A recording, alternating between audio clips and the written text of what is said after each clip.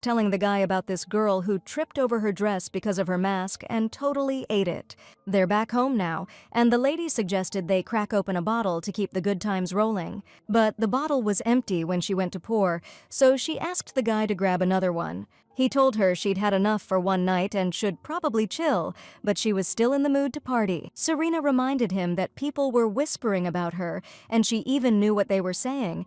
Everyone thought she was a disgrace. They said she only got back on her feet thanks to her husband, and now she's shamelessly messing around with someone else. People like her just do whatever they want, not caring what anyone thinks, and she hadn't heard that kind of talk in a year.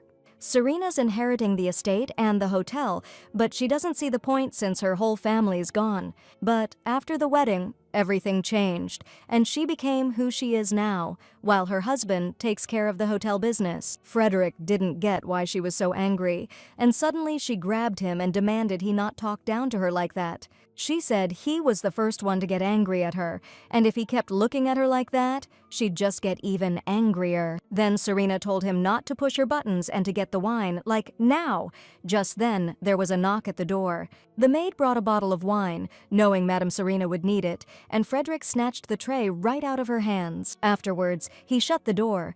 The maid and her co-worker decided to start prepping, since the master of the house would be arriving soon. The guy's coming back from a 3-month business trip totally wiped, and Serena's gonna be bummed he's back. Those two are both super high-strung. The maid decided to make herself invisible while all this goes down. From the window, she saw the garden with blood-red roses and the sunset. Soon, their scent would fill the whole summer. This was back in the early 1900s at the Serenity Estate, Morachevia. 2 ladies were there to meet with the madam. One of them was a newbie and was getting antsy. They'd been waiting for 40 minutes, but her friend told her to chill. Now she understood why they had to shut down the jewelry store for the whole day, but she wanted to know the real reason. My friend explained that if it weren't for Madame Serena wearing their jewelry, they'd be out of a job. The newbie was nervous, seeing this lady for the first time, but she couldn't figure out what could make someone so late in the morning. The madam explained that Serena had been partying all night with a close friend she drags around everywhere like a toy. Bright and early, this madam woke up with a pounding headache, and Frederick, who was lying next to her, told her to sleep in. He said her head was killing her from the hangover, but she remembered the jeweler was coming to see her today. Suddenly, Serena wondered what day it was, and Frederick reminded her it was Wednesday, the 1st of the month. The guy didn't get why she was in such a bad mood first thing, and even offered to give her a massage. But the girl just gave him a light slap and went to get ready for her appointment with the jewelry store clerk. They'd already been waiting an hour and a half when Madame Serena finally showed up, and didn't even apologize for being so late. And the saleswomen thanked her for sending a fancy carriage for them, saying they even got to relax a little. The new girl couldn't believe she was seeing the boss up close, and was blown away by how gorgeous she was. Serena heard they even closed the store for the day and said they really shouldn't have. She added that they've got plenty of good staff now who can handle things on their own. The head saleswoman insisted she did it on purpose, because the day Serena visits is special to her. She remembered Serena wanted a necklace for tonight's party, so she brought something extra special. Just then, a handsome guy walked in, like a clay statue come to life, and stood near them. Serena looked at the jewelry and realized it had huge salon diamonds. But she's turned down stones like that plenty of times, no matter how high quality and beautiful they are. The boss had a tough day ahead and started to head back to her business, but the saleswoman asked her to look at other items. Serena noticed the master came with someone new today and asked who the girl was. She explained that her usual partner was in the workshop learning the trade, so she brought a different lady along. Serena noticed the new girl was staring at the young man, and it looked like she was really into him. The madam also pointed out that the girl wasn't paying much attention to the work, like she just came to gawk at people. She immediately started apologizing, but the madam knew beauty grabs your attention even when you try to look away. Then Serena grabbed the guy's hand, dropped him to his knees in front of the girl, and told her to feast her eyes. But then, in a much angrier tone, the madam added that this one also had her eye on something that wasn't hers. The girl started apologizing, swearing she didn't mean to seem so forward, and Serena declared that this handsome guy already had an owner. Then she stated that you can't just go ogling what belongs to someone else, and the young lady started begging both of them for forgiveness. The saleswoman also started apologizing, explaining that her partner was new and unintentionally made a mistake. She also admitted she brought the wrong jewels, and apologizing for the inconvenience, hurried to excuse herself. Serena stormed out too, and the maid Sui noticed Frederick. She knew he'd caught the fallout from Serena's anger. The guy assured him the madam almost never gets mad. It's just that diamonds are a sensitive subject for her, so she got upset. Frederick figured today must be special, because Serena asked what the date was first thing this morning. She was worried about something all day after that, and then it hit him. The master's coming home today. Serena and her husband usually have dinner together on Wednesdays, and today there's rain and wind, which the madam hates. Frederick couldn't figure out why the master always comes back on days when the weather's so freaking awful. Serena's husband is Eizer Grayson, and he's heading home to his wife in this crazy storm. Later that evening, the couple sat down at the table, and in the other room, Sui complimented the chief secretary, Raoul, knowing it was a long trip. The guy confirmed the meetings and negotiations went great, then asked if everything was calm at the mansion. Raoul knows those two have been married for 4 years, but he still gets incredibly nervous when they have dinner on Wednesdays and Sundays. Sui said things weren't as bad as they were at the start of their marriage, and Raoul remembered the day Madame dumped water on Master. That day, the secretary's heart was pounding so hard he couldn't even sleep. The bosses were furious all day long back then. Eizer gave her a piece of his mind, even though he's usually calm, and his wife responded by splashing him with water from a glass. Serena was immediately taken out of the room after that, and Master didn't even flinch, but it seems like things are calm now. Sui noticed that Madame had once again finished dinner without eating anything, and she doesn't understand why the couple continues to dine together. But that's because they're both heads of the Serenity family, and they both protect their clan and the family hotel in their own way. So, no matter how unpleasant each other's company is, they need to communicate sometimes to maintain the family's honor. They each have their own reasons, so they make time and put up with seeing each other for the sake of the Serenity family. Eizer confessed to his wife that he was supposed to return on Sunday, but he needs her to sign a document. He asked her to come to his office after dinner. This surprised Serena, since her husband usually signs everything himself. Then she figured Eizer was closing some big deal, but still asked him to handle it himself. So the boss told Sui to make sure the missus went to his study after dinner. Later, when Serena went to see her husband, she suspected he was about to mess with the old family rules and traditions.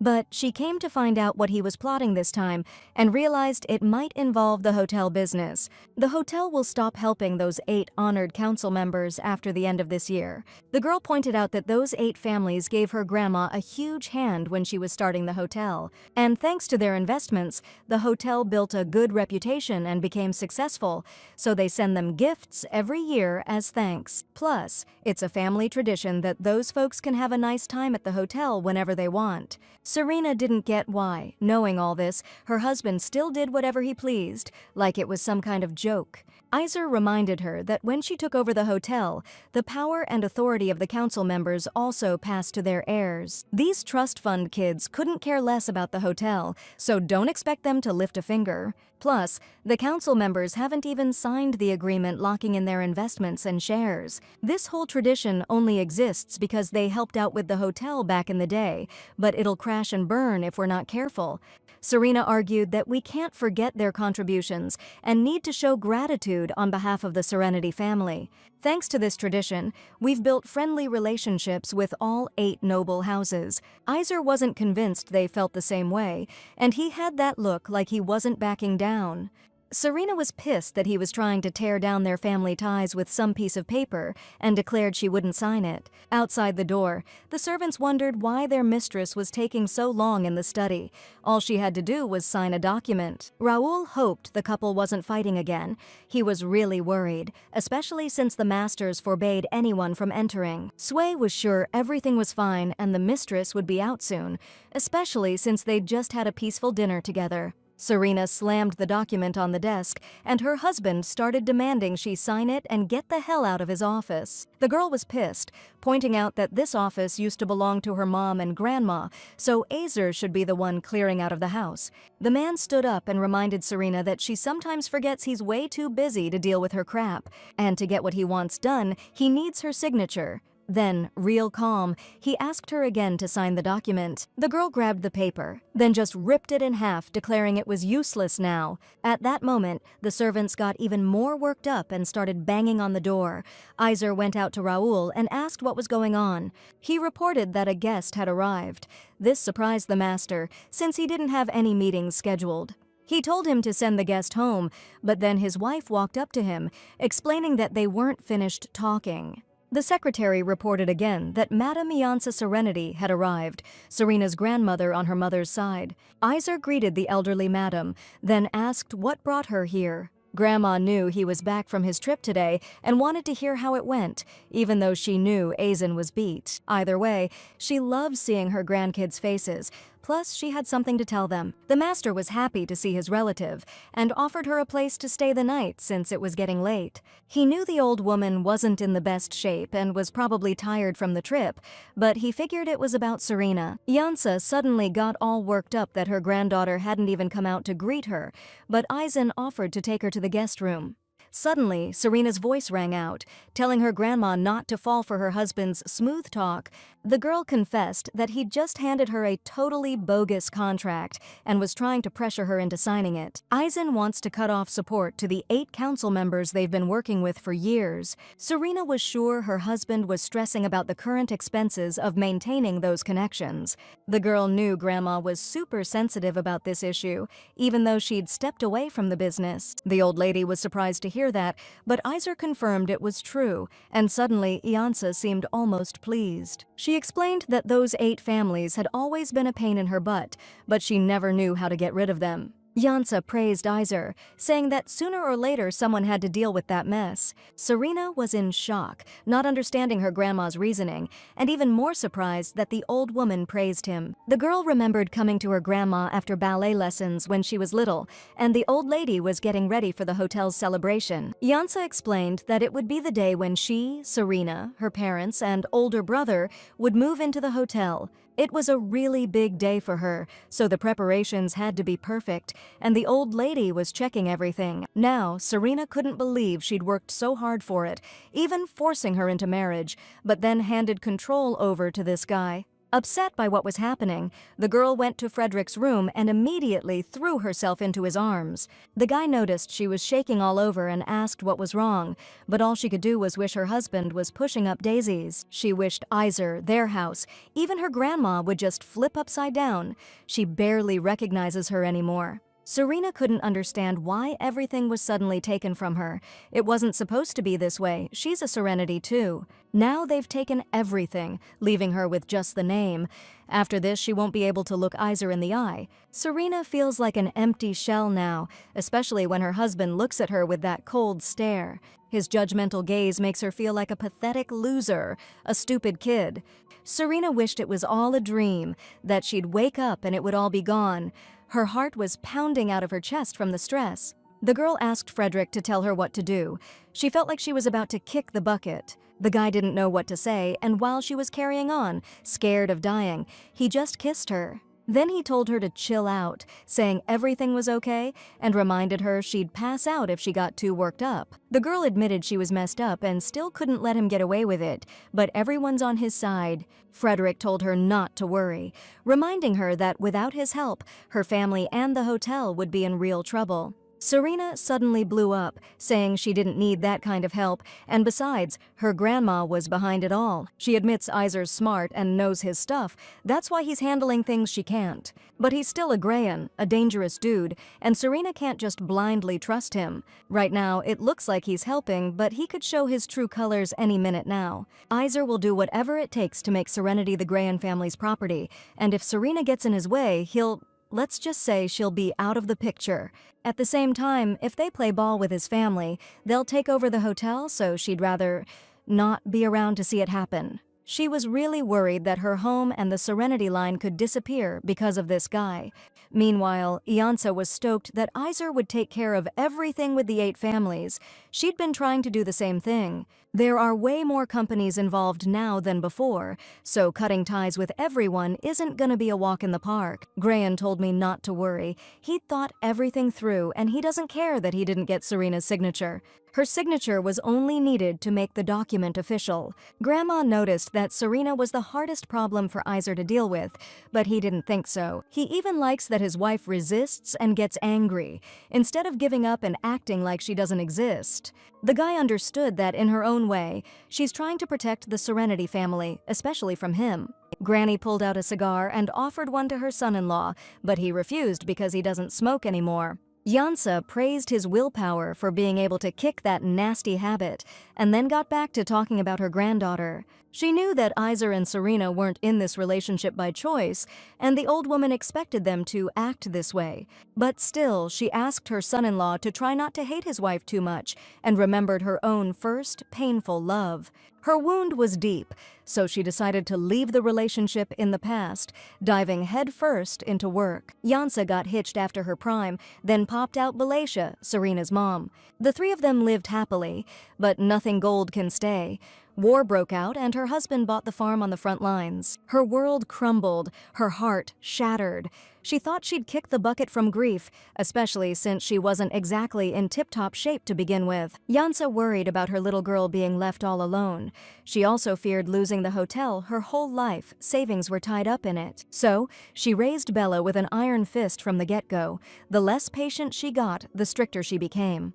Eventually, Bella inherited Serenity and got married, and before long, the Harpers and Serena were born. Bella didn't want to burden Serena with business lessons too early, so the girl got to be a normal kid. At her age, she just wanted to do what made her happy, live free and go to school like everyone else. Bella figured she had plenty of time to teach her daughter the ropes, but nobody expected her to check out so soon.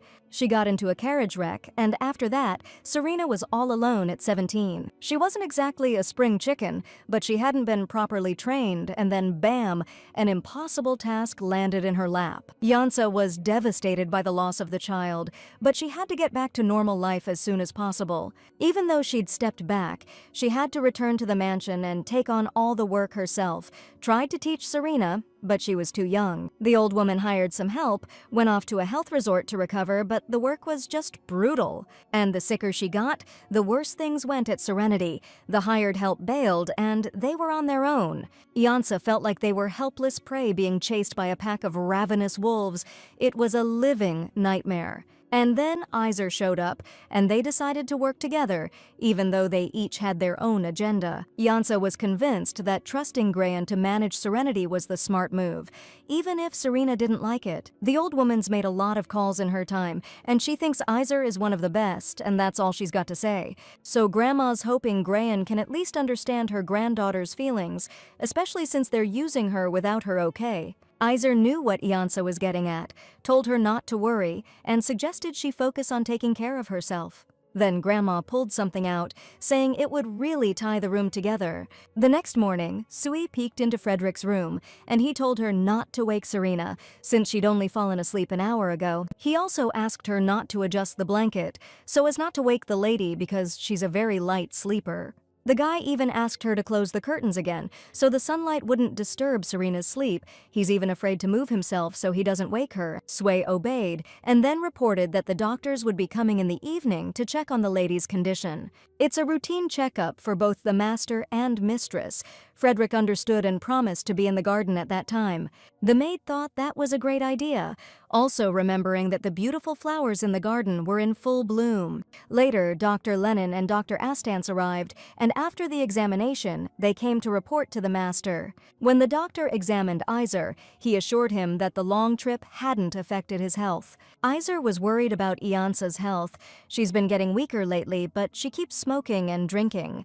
Dr. Lennon admitted that she's not planning on quitting those habits, even though they could seriously shorten her life. Grayan asked the doctor doctors to talk his relative into cutting back. Then he asked about Serena. Dr. Astance explained that the lady has had sleep problems before, but lately her sleep's been even worse. She advised that the lady should focus on resting, eat well, and put all her affairs aside for a while. Then, hesitating a bit, the doctor admitted that she wanted to discuss something else with him. Serena's weight has dropped again, but the wound she got from the fall is healing well. The doctor was worried that the lady might get pregnant, because health-wise, now's really not the time.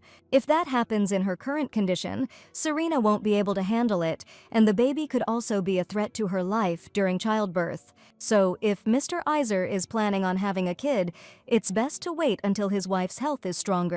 Graham thanked them for the advice and started saying goodbye until the next checkup, since he had to get going. He told them they could stay and finish their tea, and the doctors started getting worried afterwards, especially about Lady Serena. Even though it concerned the lady and her close friend, as a doctor, Astance couldn't stay silent and told her the same thing. Then she remembered that the couple was only married by contract, but it seemed to her that Eizer looked worried today. It's a little weird, when you think about it, that he's being asked to make sure his wife doesn't get pregnant by another man. Lennon admitted that he'd feel like absolute garbage if he were in Graham's shoes.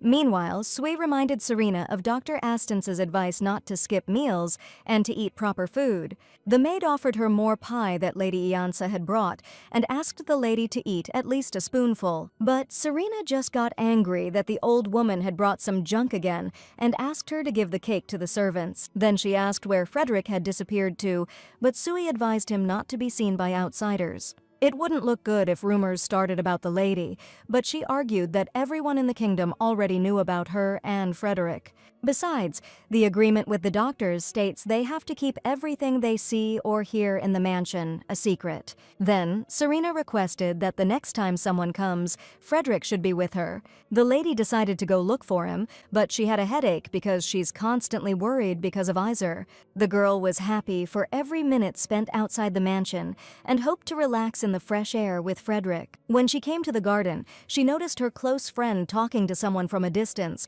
Then she recognized Eizer. It was always nice to walk in this garden and drink a cup of aromatic coffee, which is exactly what Frederick was doing. Eizer was thinking about how Lady Iansa is getting weaker, and Serena is getting worse as well. But the deadline is approaching. Mr. Eizer needed to come up with a plan, so he went to the garden. There he met Frederick and confessed that he'd overheard talk about him and Serena. The guy explained the missus wanted to see him, but Eizer wasn't arguing. He knew that's why his wife kept him around. Then he added that things don't just stay in this house for no reason, from the paintings to the people who come and go. Same goes for Frederick, but he objected and reminded him again that it's what the lady wants. Eizer remembered letting this guy in 2 years ago and keeping him here ever since for one reason only. He's got to tuck Serena in when she can't sleep and calm her down because she's so damn sensitive. Frederick also has to protect the missus wherever she goes, but the guy just had to chime in again. He explained Serena's insomnia and sensitivity are from all the stress her husband puts her through. Eizer didn't argue, just told him to play his part right. If the lady kicks the bucket, Graham's gonna be in deep trouble. He also told him to make damn sure Serena doesn't get pregnant, because Frederick's future depends on it. Meanwhile, the girl couldn't figure out what those two were talking about. She was afraid her husband might insult her friend. He told the boss man to watch his tone, unless he wanted his whole damn scheme to fall apart. Eizer knows jack about Frederick, and shouldn't be treating him like some cheap piece of trash. Graham shot back, saying he checked that guy out real good before letting him into his house, let alone his wife's bedroom. Frederick shouldn't think he owns Serenity now just because he's got Serena's feelings all twisted up. Eizer's the boss here, not him. Otherwise, who knows when Eizer might spill the beans on that secret he's working so hard to keep hidden. He's only here because his way with Serena is useful to Graham. From now on, they need to lay low and skip all those parties where gossip spreads like wildfire. Just then, Serena walked up and demanded her husband explain himself, figuring he'd done something to Frederick. She got so worked up she went after him, but he instinctively pushed her away and she fell. Frederick freaked out about the lady and rushed to help her, hoping she wasn't hurt. Then he jumped all over Eizer, blaming him, but Serena told him to cool it. She wanted to know what those two were doing in the garden, but Frederick just scooped her up to carry her inside. Back in the room, Serena kept asking what they were talking talking about and why it was just the two of them. The guy insisted they just bumped into each other and said hello. He was more worried about her falling. She could have cracked her head open, and Frederick begged her again not to wear those high heels. The girl knew, no matter how bad things were between her and Eizer, someone else got hurt because of it. But his face didn't change a bit, maybe because he's from the Grayan family. The more Serena found out, the more that family gave her the creeps. Eizer shouldn't be acting like that. She was mortified to fall like that and get hurt. Her husband just shoved her, but it felt like hitting a brick wall. Serena knew that one day she'd be useless, and someone like her would be easy to, well, you know. Seeing the lady's gloomy face, Frederick got worried and suggested she lie down, also asking what kind of guy Eizer was. The girl didn't get why her friend was asking her about him, but admitted she had no clue what he was thinking. Frederick explained that they live in the same house, and he needed to know at least some basic information. The guy remembered Grayan's threat in the garden and knew it wasn't just empty talk. Serena reminded her friend that the Grayan family is in the construction business.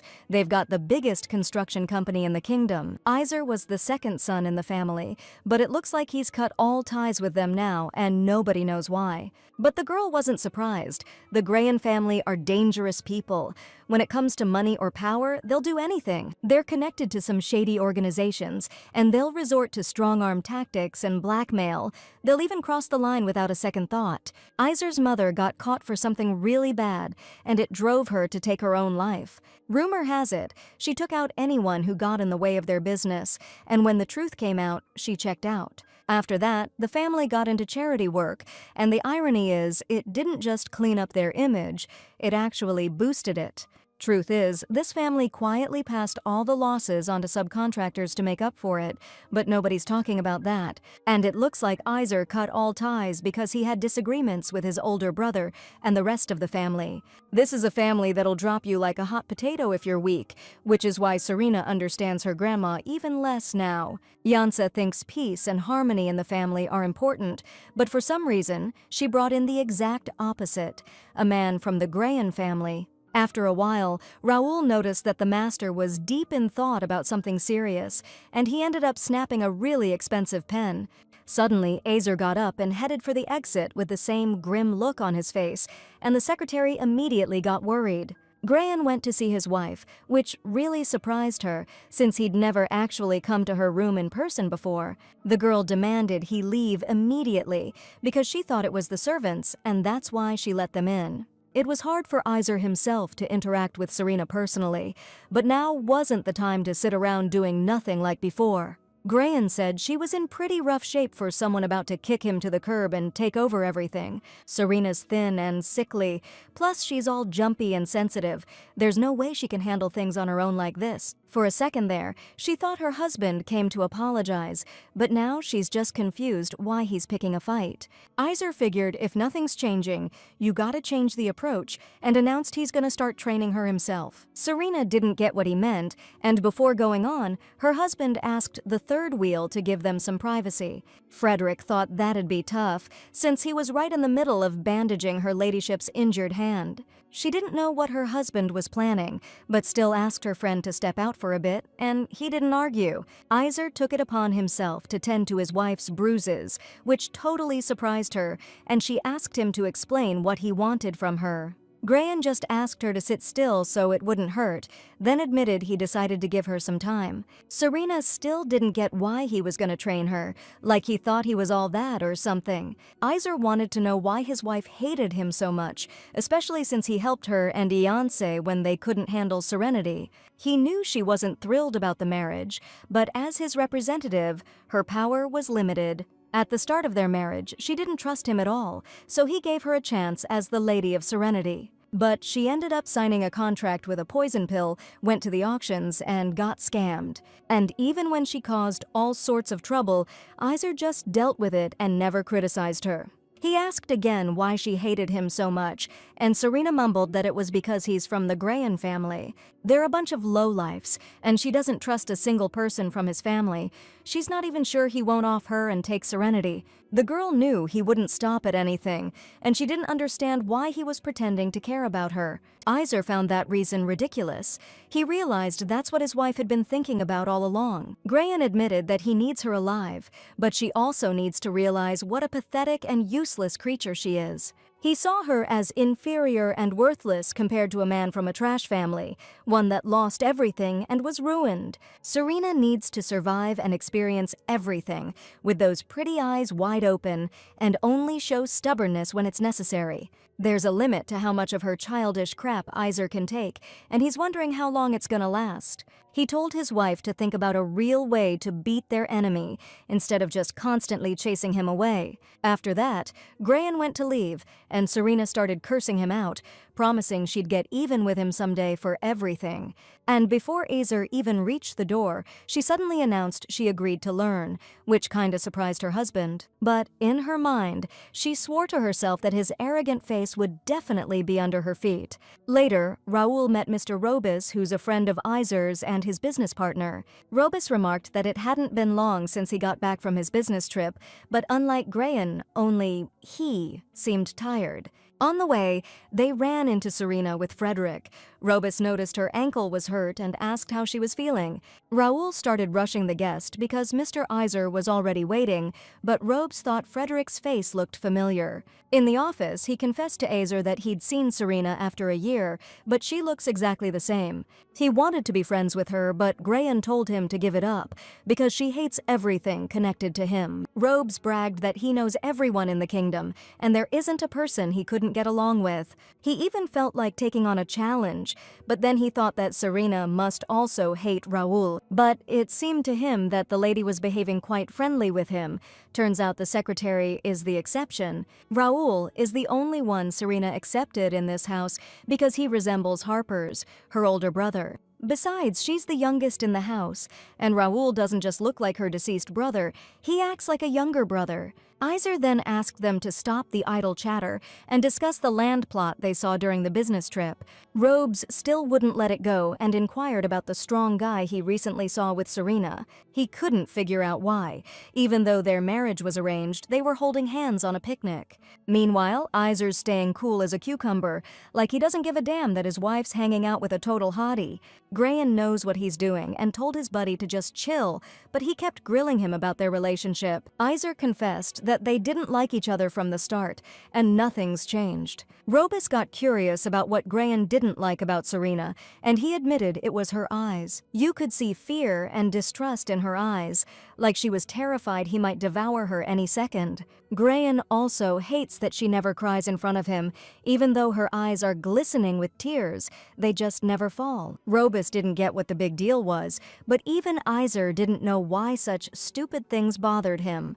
He gets annoyed when he sees her, and his mood instantly drops, and Serena's constantly shaking with anxiety and anger. But she's desperately holding it together, not letting a single tear fall, which really gets under Grayan's skin. Robus got the feeling his buddy was just itching to see his wife break down someday. But he didn't see the point in waiting for that, from a girl who was trying her damnedest to hold it together. He remembered how much he wanted to see her face when the last shred of her pride finally crumbled.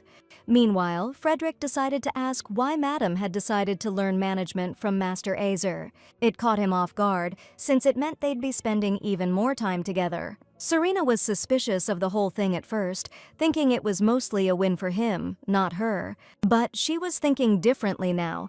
Her husband was going to teach her the ropes, and that couldn't hurt. Besides, if she could handle everything herself, she'd have a shot at kicking him to the curb. She wanted him to dig his own grave. Frederick didn't argue with Madame's decision, just admitted he'd be bored as hell all day. The girl reminded him they still had their nights, then changed the subject, remarking that his longer hair looked amazing. The guy wasn't thrilled when she called him handsome, and warned her he'd grow a beard if she did it again. He gave her a playful, gentle pinch on the cheek, but for some reason, Serena didn't like it. Frederick didn't get why he couldn't touch her cheek.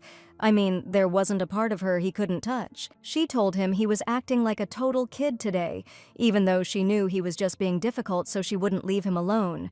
The guy didn't see why she thought he was a kid. He was older.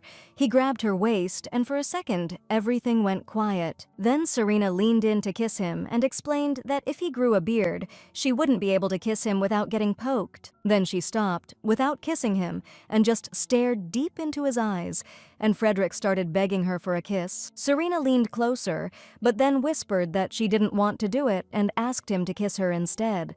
Meanwhile, Eizer was pressing Robus about where his wife had gone, and Robus said he saw them carrying a picnic basket. Graham realized Serena wasn't back to her senses yet if she was carelessly enjoying a picnic like that. He summoned Raoul and ordered him to go fetch his wife and bring her here, right now. Just as Serena was locking lips with Frederick, she spotted Raoul hiding behind a tree, covering his face in shame. He immediately apologized to her and relayed the message from the master that he wanted to see her as soon as possible. Serena thought it was pretty bold of him, like just because Eizer decided to mentor her, he thinks she'll come running at his beck and call. She wasn't about to go anywhere, but the secretary started begging her to go, or there might be trouble. Raoul was worried that if they argued again, the tension in the house would get even worse.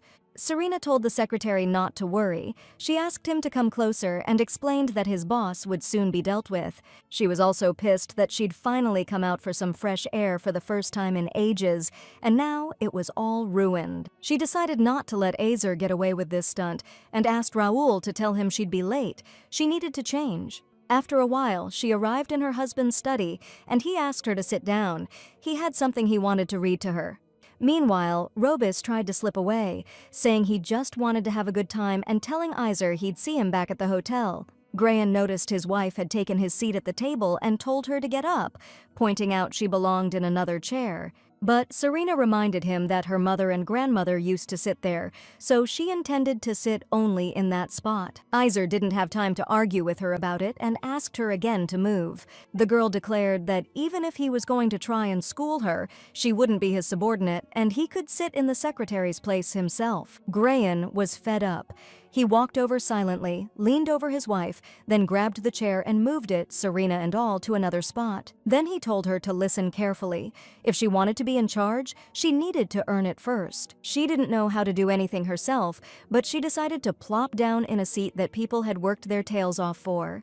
Serena stated that her mother's and grandmother's blood flowed in her veins, and she had the right to sit there even if she did nothing. She yelled that no one could take that seat, but Eizer doubted she was even worthy of sitting there herself. He thought she respected her family, but he never expected that respect to be totally hollow. Serena told him to shut his mouth, but he challenged her to prove she actually cared about the Serenity name. She needs to prove she deserves to be in that position, not to her husband or anyone else, but to herself. Eizer brought up the Serenity Hotel's annual anniversary and suggested they throw a proper celebration. They need to start with the guest list and plan everything right up to the formal dinner. The anniversary is the one day all the hotel rooms are empty. It's the most important day for the Serenity family. Late this summer, there's a private party at the hotel for the elite. Sometimes they even invite regular folks. But mostly the guest list is full of royalty and the most respected citizens. Invitations for the public need to be sent out carefully and thoughtfully, and the wording needs to be perfect and professional. It's like a chef's special, made with ingredients that create an incredible flavor. Figuring out the guest list is a total nightmare. Mom and Grandma were buried in that for months. Yansa once said they gotta be like a shadow, always following the guests, but still blinding them with their awesomeness. The old lady told her granddaughter, "Don't forget, even if there's a ton of stories inside, the book's title is Serenity. This celebration's a big deal and has to be perfect, and now it's only a month away." Serena was freaking out, and her husband just told her to work harder, starting today. He pointed to the book with all the anniversary party info, saying she needed to read it and figure out what's what. Eizer also made it clear the guest list shouldn't change much, and they'd talk again after Serena read everything. The girl headed for the door, saying she needed water, a blanket, a robe, and comfy shoes to study. She figured this reading was going to take forever, and she didn't want to be stuck here with her hubby. She'd send the servants for the documents and books, then said goodbye to Eizer for the week, 'cause there was a ton to read. But Grayon just laughed, calling his wife a spoiled princess, which got to her, and then he caught up to her at the door. Just as Serena was about to leave, Eizer slammed the door in her face, saying she misunderstood him. He meant she had to read it all today, but she didn't see how she could, since there were 4 volumes. Serena figured her husband was trying to mess with her instead of teach her, and he reminded her the anniversary was only a month away. So if she wants to make a fool of herself in front of everyone, she can take her sweet time reading, enjoying herself like a princess. Then Eizer pointed to the table and dropped a harsher truth. She needed to read way more than that. Later, Eizer and Robus met with Mr. Jackerson, the owner of the Curson Car Company. This guy's always admired the hotel, calling it the kingdom's crown jewel. Eizer thanked Jackerson for agreeing to meet in person, especially since they contacted him so unexpectedly. He also promised to get back to him after he and his wife Serena discussed his proposal. Jackerson was a little surprised. He'd met this girl a few times at anniversaries, but back then she was still in school. Still, he hopes Eizer will put in a good word for him with Lady Serena, then got back to business. The guy explained that in 5 to 7 years, there'd be way more cars on the streets than carriages, and their company would be booming. He also figured Serena probably didn't know much about cars, but Eizer wondered why he thought that. Grayon explained that he wasn't the only one running the hotel, and asked him not to think his wife didn't know how to manage it. All the deals and contracts that need signing, they decide on together, so Serena's well informed about business matters. Jackerson got a little flustered and tried to apologize, but Robus assured him that they understood. After that, they said their goodbyes, and Eizer asked Raoul to get ready to head to the mansion. The secretary noticed that the boss's mood was getting worse, and thought if he hadn't quit smoking, he'd definitely have gone through a few cigars. Grayon explained to Raoul that Serena couldn't get the knowledge because a tragedy happened with her mother. That's why Iansa took over, and the girl could barely do anything on her own. She was married off on her 18th birthday, and Eizer took over the reins. Serena never even considered working with him from the start, because she figured he'd take everything from her and then, well, you know. She really tried to get rid of him any way she could, but she never stood a chance. After they got married and he started running the hotel,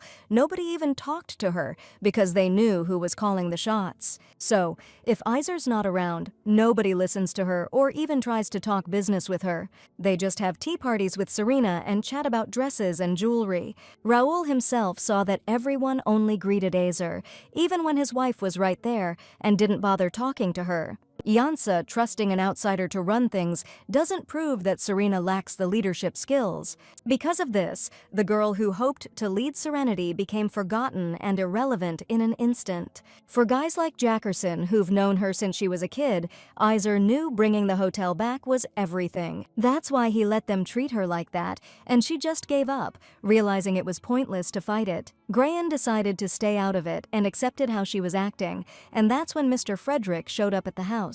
Now that the hotel's back to its former glory, things are different, and Eizer wants to make sure nobody disrespects Serena. Even if she seems like a stray kitten now, who knows what kind of predator she'll become if she's raised right. Eizer's not going to be responsible for other people, but they better listen to and understand his wife.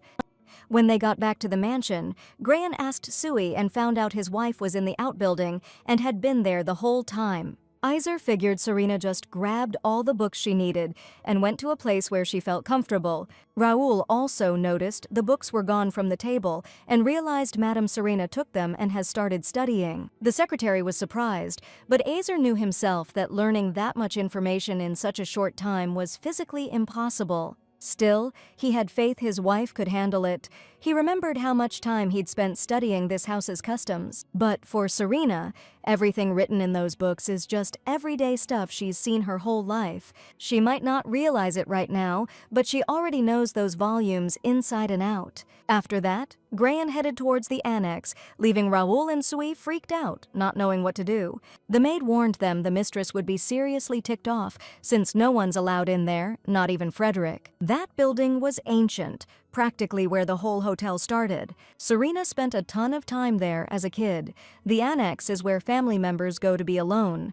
Only a select few servants are allowed in, and after her family died, Serena became the only one who ever went there. Sui only went in to clean, worried the dust might mess with the mistress's health. But Serena started going there less and less after Frederick showed up. Eizer left this place alone because it's only for family, and there's nothing here to pay off debts. He came here once before, but didn't really see anything inside, just noticed it was cramped. Approaching the outbuilding, Eizer saw traces of the past, a bunch of toys and knickknacks. The Serenity were a close family, and Serena was surrounded by warmth and love from a young age. Eizer came now to check on his wife's progress, but noticed she'd dozed off and figured it was nap time. The doctor said Serena's sleep problems cause her to crash if she exerts herself too much. It's best to let her rest peacefully at times like these, because the lady can't control it. Eizer was a little lost, not knowing what to do with this capricious princess, but decided to carry her to bed.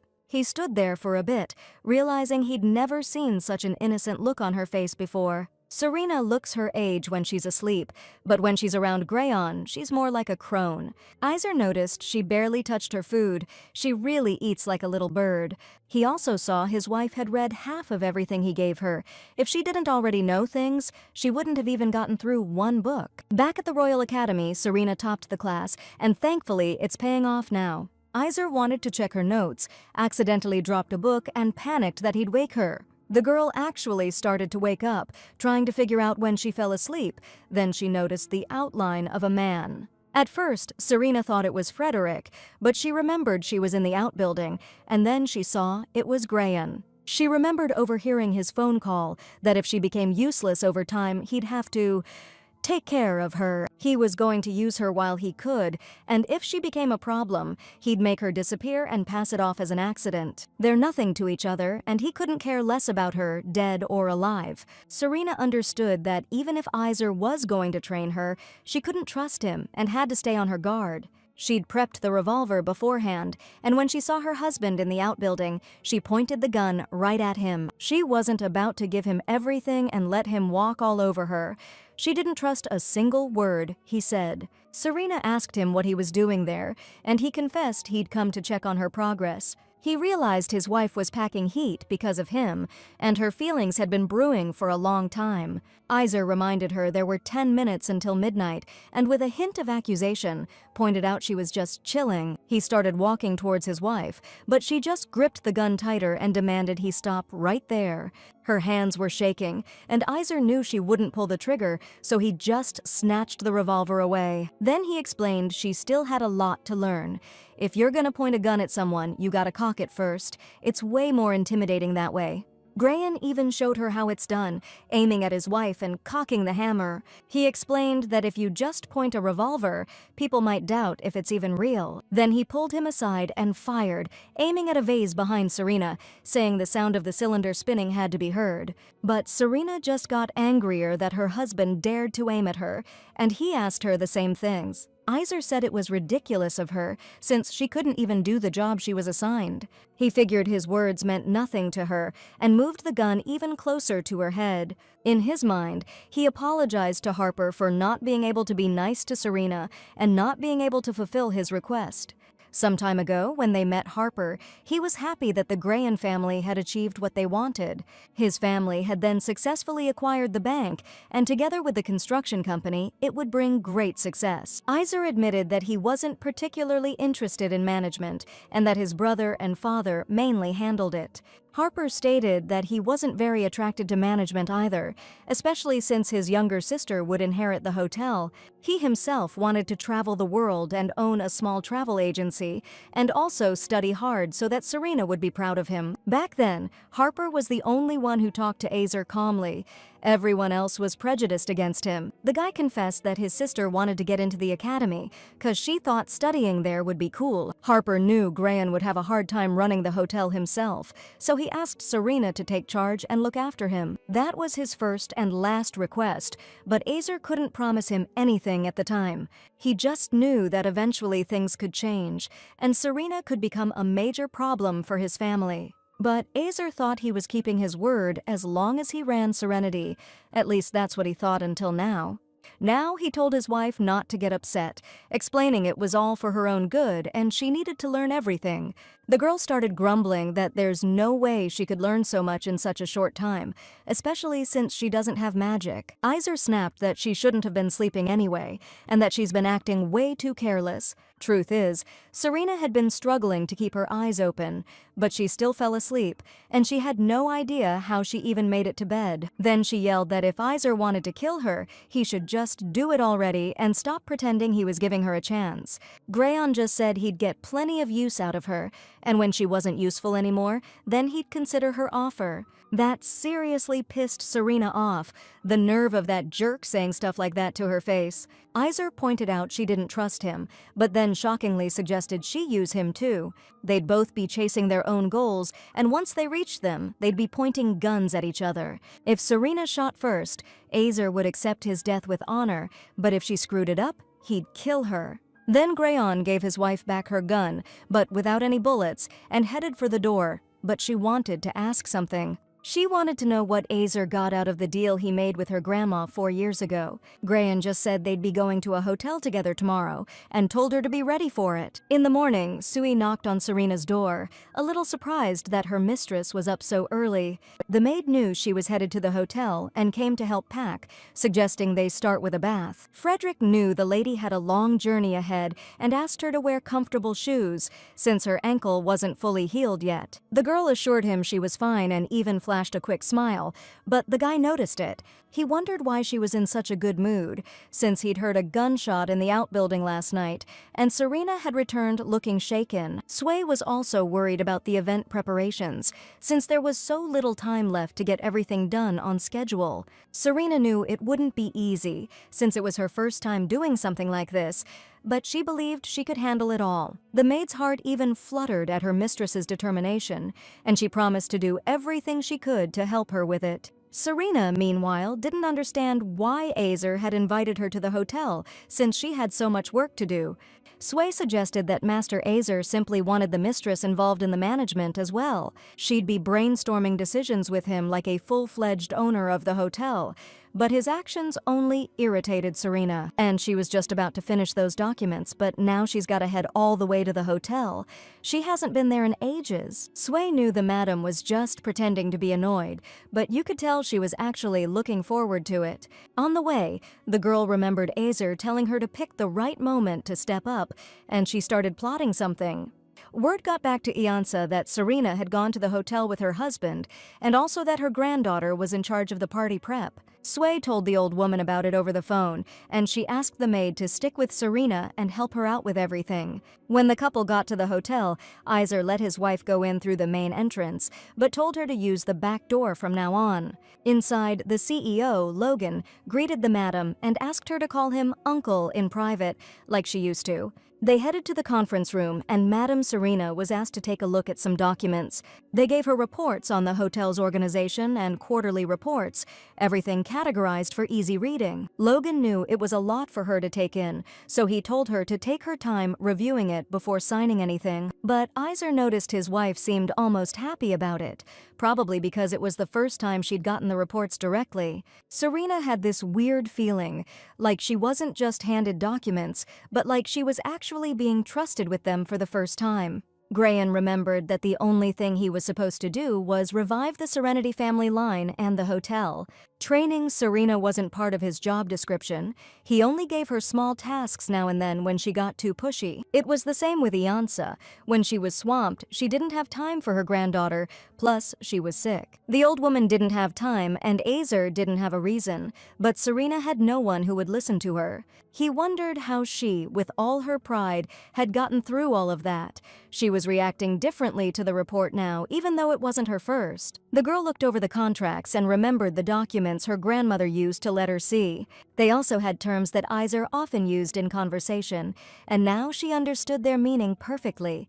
Next, she saw the rewritten safety manual and the Christmas project plan. The girl was just blown away, realizing she needed to chill and get her act together.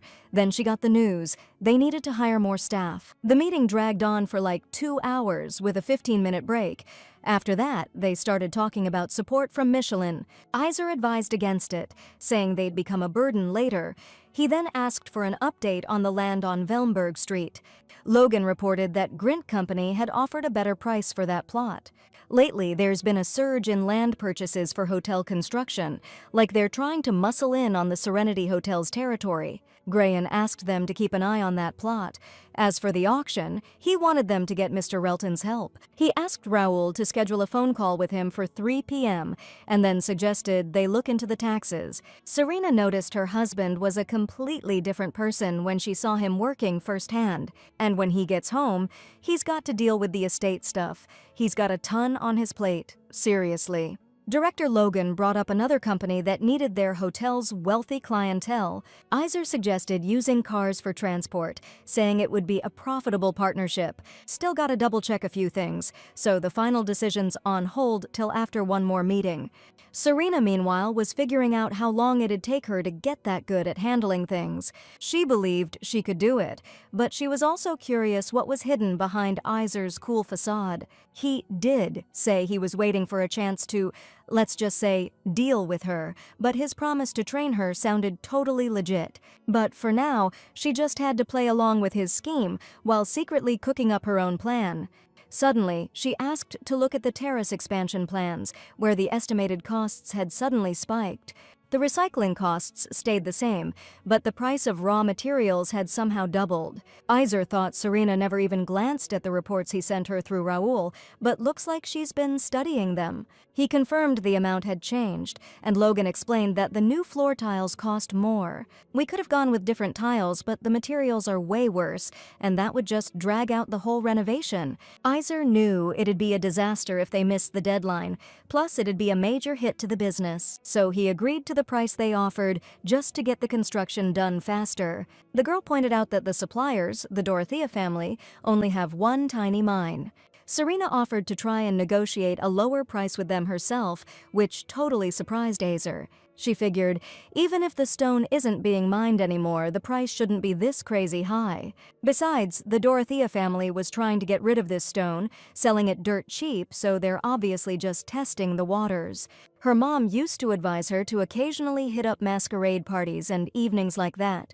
People get hammered easily in those places since everyone's incognito, so you can overhear all kinds of stuff. That's when Serena heard some dame blabbing about how expensive it is to mine and store those stones. When the jewels first hit the scene, things were great, but now the situation's unbearable. Factories started churning out cheap knockoffs, and nobody needs the expensive stuff anymore. They told Mrs. Dorothea to remarry to solve her problems, and she thought it was a good idea. Serena now realized these people were trying to rip them off, and Logan asked what the stone was really worth. He was stoked he brought it up, because if it wasn't for the misses, they'd be taking a major bath. The price is kinda sus, but they can't back out now. They'll try to haggle, saying what they paid before. The girl was thinking hard. She couldn't admit she just overheard it at some party. Eizer figured it'd be tough to negotiate for just that reason, but Serena reminded him they're stuck holding the stones. If the Dorothea family's so desperate to unload them, they gotta agree to a lower price. Grayan still argued it'd be tricky to slash a price they'd already jacked up sky high. Besides, they're in no position to be stubborn with that much debt. Deals like this can backfire big time. But if they agree to negotiate, they'll be admitting they inflated the price, and Serenity won't be happy with that deal either. Still, we can't buy the stones at double the price. We gotta make Dorothea want to lower it. A family drowning in debt desperately needs cash. Dorothea's trying to unload the mine because it's a money pit now. Raoul's been tasked with digging up the family's finances and the state of the mines, so we can verify everything. Eizer confessed he met someone on his business trip who was looking for land to build a power plant. And Dorothea's mine was founded 43 years ago on the edge of the Nakla Mountains, which is exactly what his contact is looking for. Usually, abandoned mines get repurposed for industrial construction, like factories and power plants. Serena realized that way everyone wins. They can get the stones at a better price, which is easier than negotiating directly. Now she understood her grandma's words about connections being crucial, and that even casual remarks shouldn't be ignored. Logan saw things were going great, and if it all worked out, they could keep most of the budget. Eizer suggested wrapping up the meeting, and Serena agreed, because she was beat. Her ankle was killing her, but she didn't want her husband to know she was hurting or that she was limping. Dogan remembered it was lunchtime and suggested they grab a bite, but Grayan was too busy. Serena also had to get ready for the anniversary celebration, so she needed to head out. The director didn't argue, but asked her to check out the master suite, where a little something was waiting for her. After that, they said goodbye, and Logan told Serena to make sure she had lunch next time before leaving. She thanked him and asked him to leave the gift there so she could enjoy it when she visited. Another employee came up to her and handed her a bag, explaining that Mr. Eizer had asked him to give it to her. Serena was a little surprised to see low-heeled shoes in the bag. Looks like Grayan's worried about her feet. The servants knew the party was coming up fast, and if the lady took a tumble and got hurt, they'd be in deep trouble. But Serena figured her husband was just playing her for a fool, and she tossed the package out the door. She'd been trying so hard to hide the pain in her ankle, and it seemed like he was the only one who even noticed. Serena couldn't figure out why nothing worked, even when she tried to act tough in front of Eizer. He was the total opposite of Frederick, and no matter what she did, he was always one step ahead. It was like Grayan could see right through her, and she hated that feeling, so she told the driver to step on it and get her home. She was so pissed her head started spinning. Serena thought about Frederick and just wanted to see him as soon as possible. But then she changed her mind, realizing she needed to use her time wisely, because she was going to be swamped with work from now on. Back home, she turned down a visit from a friend and asked Sui to have plenty of water brought to the outbuilding. She also ordered the empty room next to her bedroom to be turned into an office and to have a phone with a separate line installed. This girl still doesn't get Eizer's game plan, bringing Serenity back to life and all, but it looks like he's gunning to snatch the hotel. In that case, Serena needs to get ahead of him and learn to handle everything herself. Pronto. After that, Serena's gonna call off the marriage, and that'll be her ultimate screw you to Eizer. Once they're divorced, he'll lose all his power as head honcho and won't be able to run Serenity however he wants. Word is, the Grayan family are slick and know how to schmooze, which is how they kill it in business. Serena figured she'd been looking too eager and incompetent in Eizer's eyes all this time, but now the tables have turned. Sui brought her a pitcher of water, and when she asked why, Serena said she was gonna wash her face to stay awake. The maid noticed that after the trip to the hotel, her mistress had become way more determined, which was totally out of character. Sui also got her a cashmere blanket, slippers, comfy clothes, and some light snacks, begging her to eat a little something. Serena agreed. She knew her top priority was pulling off the hotel's anniversary opening without a hitch. To do this, she needed to master the theory behind these records. She believed she could handle it as well as her mom or grandma. Late that night in the car, Eizer asked Raoul for the list of people who shouldn't be invited. The secretary reported that everything was ready, and he'd bring the document to the office upon returning to the estate. Back home, Grayan looked at the list, realizing things seemed complicated now, but the outcome had to be perfect. Suddenly, Serena walked in, placed the final volume on the table, and announced she'd finished reading it all. Eizer just snidely remarked that it took her 2 whole days, but he noticed she hadn't dozed off today. The girl stated that it actually took 24 hours total, and it was pretty amazing she plowed through that much so quickly. Grayan then dismissed her, but she was flustered. She didn't expect praise, but his face was totally blank. Eizer just explained that understanding the content was way more important than how fast she read it. Serena stated that the event's format would stay the same, and then she explained the core of the whole organization. Grayan realized his wife understood the main point, like she'd been studying hard, but she admitted she already knew most of it. Eizer asked his wife to prep everything properly now that she grasped the theory, and also noted she was in a real hurry to see him. He checked out her outfit, implying she hadn't even bothered to change, and she immediately got flustered. Serena thought she'd lost her mind since she'd walked all the way to his office dressed like this, which actually intrigued her husband. He almost never saw her in her loungewear, except for those times he'd pop in unexpectedly. Serena's not even trying to look presentable right now, probably doesn't want to seem relaxed or vulnerable. Just recently, she was pretending everything was fine and recklessly pushing forward just to hide her pain. But her current state speaks louder than words. The second she achieved her goal, she ran over without a second thought about how she looked. Eizer thought teaching his wife would be annoying and exhausting, but she follows instructions and she's patient, even if she's a bit too cocky. Serena came here confident she'd done everything right, but now it felt like she'd totally screwed up. She was about to leave, but her husband handed her an envelope and asked her to take it with her. Inside was a list of those who should not be invited. She can invite anyone she wants, with the exception of the persons indicated on this list. Serena snatched the envelope. She was so tired she thought she would go crazy, and all she wanted now was to lie down and rest. At the same time, she was overwhelmed with fury over her husband's actions, and this was unlikely to let her fall asleep.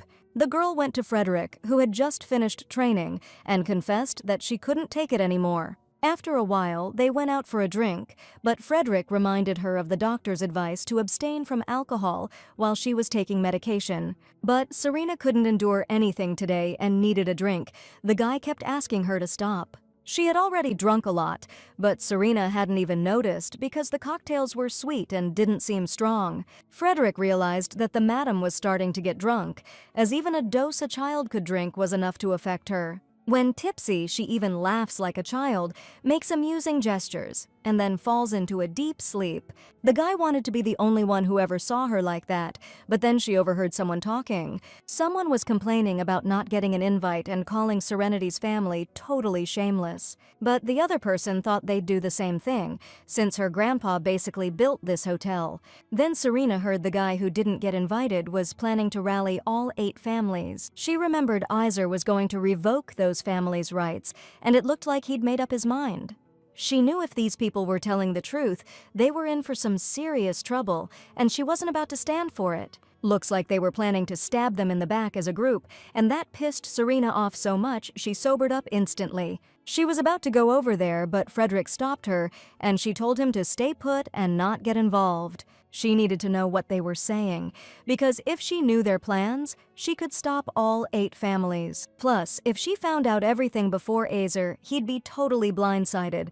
Perfect chance to get one step ahead. Serena walked right up to those guys, explaining that they were laughing so loud, she got curious about what they were talking about. The dudes invited her to sit down, and then she mentioned she was also in the same business. The girl stated that even though she wasn't one of the inner circle, her business was deeply connected to the hotel. She was praying they'd spill the beans about their plans soon, because she could feel the booze starting to kick in. One of them realized she was a big player, noticing her unique and expensive earrings. This guy was stoked that a rich girl who was totally his type just walked right up to him. He suggested they continue the conversation somewhere else, since it was serious stuff and they clearly had a lot in common. Serena started getting annoyed, figuring he was just playing hard to get and it wasn't so funny anymore. The guy insisted they go with him because it was crowded and noisy, and he knew a place where they could talk privately. The girl demanded he take his hands off her, but just then Frederick showed up. He tossed that jerk aside like he was nothing. Everyone around immediately turned to stare, knowing a fight was about to break out. Serena begged her friend to stop and just leave. She said if the cops showed up, they'd be in a world of trouble. Once outside, she reminded him that she told him not to interfere. She explained it was really important for her to hear what they were saying. Frederick pointed out that the guy was never going to tell her anything. He just wanted to get her alone. He saw that she was acting reckless and asked her to understand that the situation was way too dangerous. She admitted she acted that way because she believed in her friend, who always protects her, no matter what. That's why she was gonna signal him when she needed help, because he's always the voice of reason. Plus, he's so dedicated to keeping their promise, so she trusted him and was doing her job. But right now, Frederick looks seriously pissed, just like the day she asked him to bring more wine. Serena didn't get why he was acting like he'd forgotten everything, and she wanted to know what their relationship really was. 2 years earlier, she overheard her husband plotting to get rid of her, just waiting for the right moment. Serena immediately went to Sue, explaining that they needed to bring a man into the house, someone who would be by her side around the clock. The girl looked frantic and didn't care about anything else. She needed to find someone who had already taken a life. What mattered to her then was that Eizer had a plan and an accomplice, and that could be a threat to her. If she was his target, she'd probably be pushing up daisies soon, but even if she wasn't, she could always be next. She understood that to stand up to the Graysons, she needed someone by her side who knew how to handle themselves. And when she was really in danger, she'd need someone who wouldn't hesitate to take out the enemy. She needed someone who would always be on her side and would be with her everywhere, even in her bed. Serena needed a man who could protect her, and that's when Frederick Bloom entered her life. She explained to him that his job was to always be on her side and protect her from everyone, starting with Eizer. Grayan showed up at her place pretending to be her husband, and Frederick has to pretend to be a really close friend. But if she's openly hanging with him like a bodyguard, it's like showing everyone her hand. So, the most believable thing is to pretend he's her lover, but their relationship will be purely business. There's no real heart in Serenity anymore after that tragedy, so their relationship is just about what they can get out of it. Serena admitted that, unlike at the beginning, she values Frederick and trusts him completely. I mean, he really does act like her lover, doing whatever she wants without a single complaint. She confessed that there were times when she felt anxious, and his embrace seemed like the only warm place in the world. Serena didn't expect him to develop feelings for her, but made it clear that those feelings shouldn't go any further.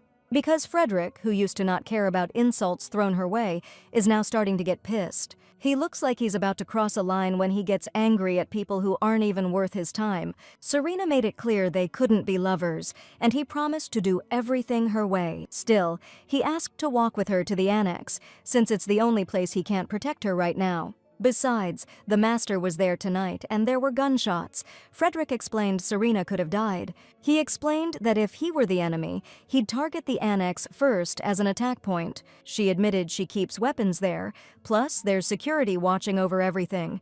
Plus, she's in charge of the party preparations, so Eizer won't be able to do anything to her anytime soon. That's why he came to her at the annex, but Frederick still didn't understand why Serena wouldn't let him in, because no matter how strong she seems, having grown up as a princess, she can't properly defend herself. Serena just repeated that he couldn't go there, then asked him to go home since she was tired and wanted to sleep. Frederick didn't know how to explain that her methods aren't bad, she's just protecting herself in a reasonable world.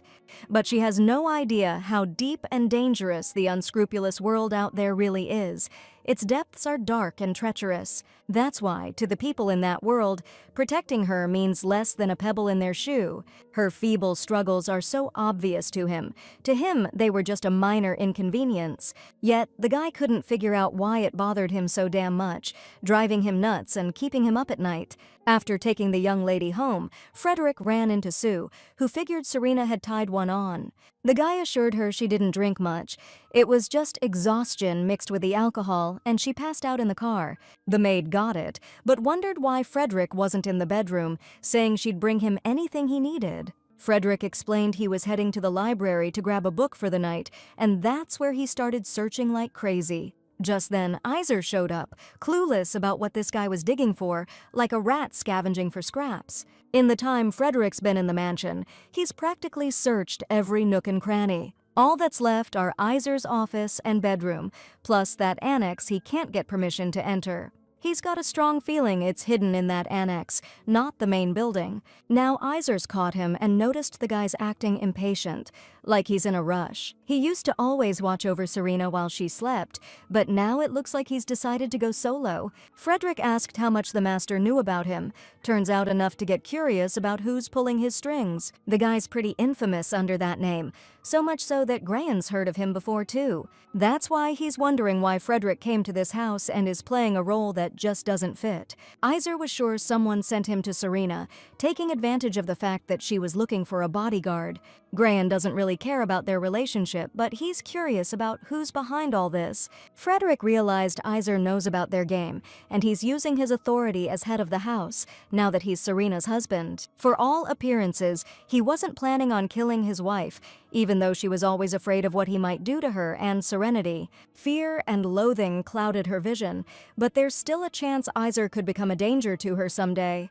Grayan asked me to tell the guy pulling his strings that he hopes Frederick eventually finds what he's looking for. He needs to find it before Eizer finds someone else, and Grayan can't ignore the fact that he's being robbed right in front of him.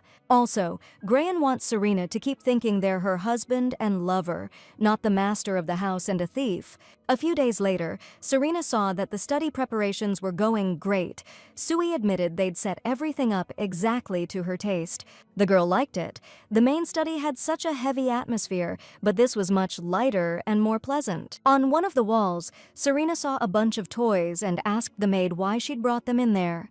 Sui didn't want her mistress to be lonely, but the girl explained that she wasn't a child anymore and there was no need to bring them. Sui just knew Serena would like them, so she brought them to help her get into a good mood for her first job.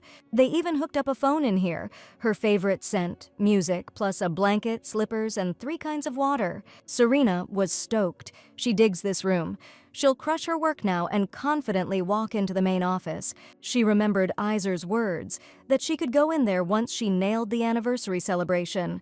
The girl asked Sui if she brought all the necessary documents, then handed over a list and asked her to get it all prepped. Also, gotta put together a list of certain people with info on them, so we can hit them up ASAP, if needed. The maid noticed that her mistress had gotten a lot more confident and wasn't nearly as stressed as she was at first. Serena also asked Sui to swing by Raoul's and grab the manual, and Sui decided to snag a snack for her mistress on the way. In the hallway, the maid ran into Frederick and explained that she was about to go get some coffee for her mistress. She offered him a cup too, but the guy thanked her and said he was good. Sui Labman came to this house when she was just a kid. She came from the countryside and has been working here ever since. This is a woman who clawed her way to where she is now through sheer grit and a killer work ethic. She looks out for Serena and has her back, even when nobody's watching, and seems genuinely sincere.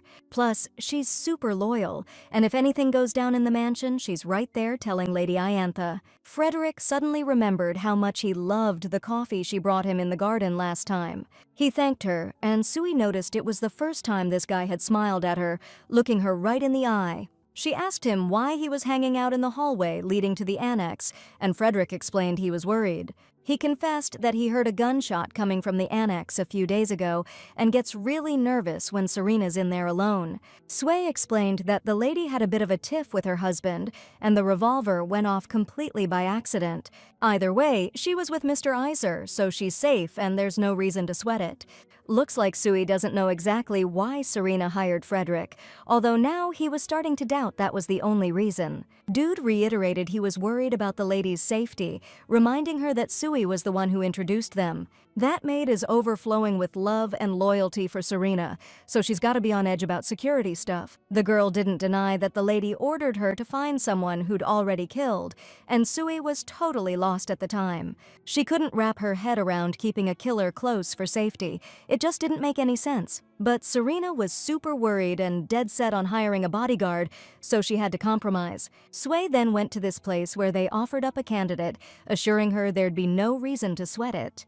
The girl asked to meet him first, and that's how they got acquainted a couple years back. Still, Sui kept saying that no one's allowed in the wing without the lady's permission. Frederick pointed out that someone still comes in to clean, and Sui arranged that for Lady Serena's sake. He also thinks it's all for her well-being, but he needs to know the bedroom's location so he can show up if need be. The maid knew he was right. The wing was pretty big, and you could totally get lost if you'd never been there before. Frederick understood the maid's worry about him being there alone, so to put her at ease, he suggested they go together. The guy hoped Sui wouldn't object, especially with Serena's safety on the line.